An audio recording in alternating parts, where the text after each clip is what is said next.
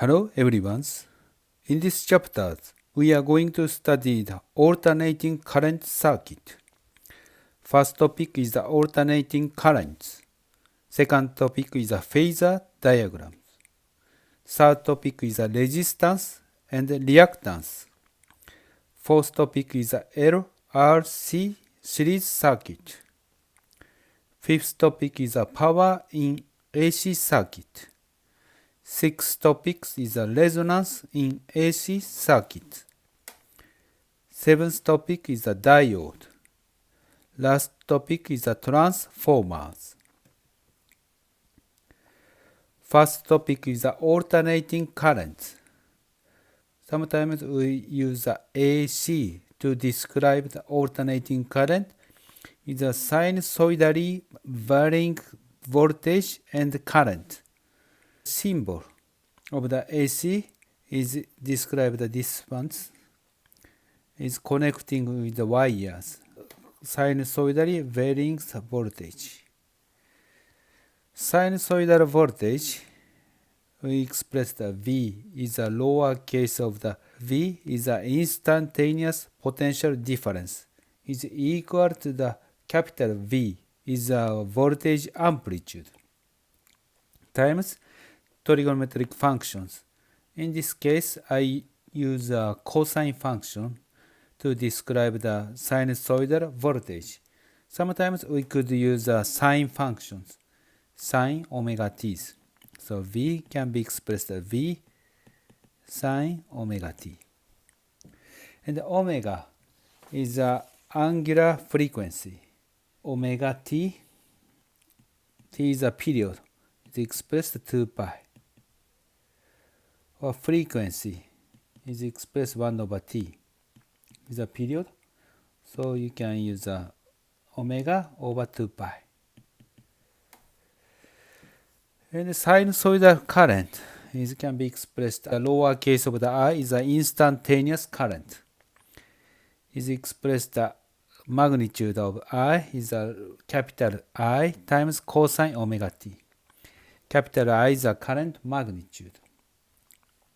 Also, as a voltage, I can be expressed as sines.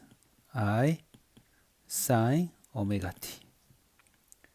So, as a measure to describe the typical value of the current and the voltage, we use a root mean square values, RMS values.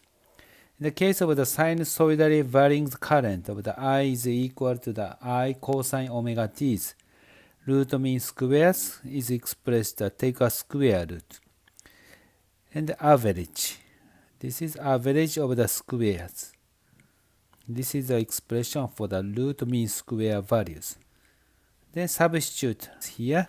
The magnitude of the capital I is a constant with respect to time. So I square can be moved out of the integrals over t and the integrals cosine square omega t. So we need to find out this integral. So I'd like to show you. So this is 0 to the t cosine omega t square dt. To perform these integrals, a very important formula is the double angle formulas.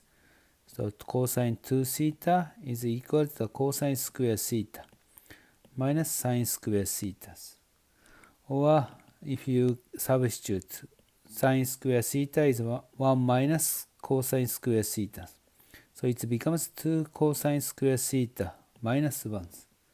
So from these equations, cosine square theta is expressed 1 over 2 plus 1 over 2 cosine 2 theta. So as a theta, you can consider is equal to the omega t's. So this integral is expressed 1 over 2 plus 1 over 2 cosine 2 omega t. Integral with respect to times. So if you perform these integrals, 1 over 2t plus 4 omega over 1 sine 2 omega t 0 to the t. So if you substitute the t, it becomes 1 over 2t plus 1 over 4 omega sine 2 omega t. And if you substitute the t equals 0, 1 over 2, 0 is 0. 1 over 4 omega sine 0. Sine 0 is 0. So we have these two terms. And the omega t, this omega t is equal to the 2 pi. So this part becomes sine 4 pi. Sine 4 pi is 0. This answer becomes 1 over 2t. T is the period. Then you can substitute. This is equal to the 1 over 2t. Root mean squares of the current is expressed the magnitude of I over square root 2. So household power supply of the 100 volt means actually root mean square of voltage is 100 volt. So from this equation, so you can find the voltage amplitude by multiplying the square root 2. This is 100 volt. And the square root 2 is about 1.41. So voltage amplitude can be calculated is 141 volt. Next topic is a phasor diagrams. Phasor is a very useful tool to study alternating current. The maximum current corresponds to the length of the arrows of I. Actual value is expressed the projection of this arrow onto the horizontal axis. Angle is expressed omega t's. If you consider these triangles, this side of the length is expressed I equal I cosine omega t's.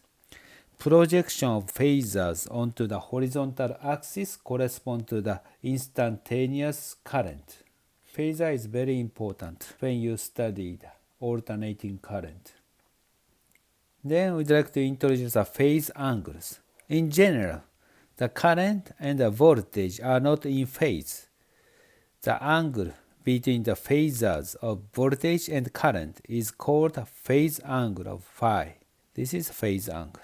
Instantaneous voltage and the instantaneous current is expressed as a projection onto the horizontal axis. So this angle is omega t plus phi. This angle is omega t. Instantaneous current is I equal magnitude of I cosine omega t. Instantaneous voltage, lowercase of the v equal magnitude of the capital V cosine omega t plus phi. Omega t plus phi corresponds to this angle. Okay, so this is the end of the first session.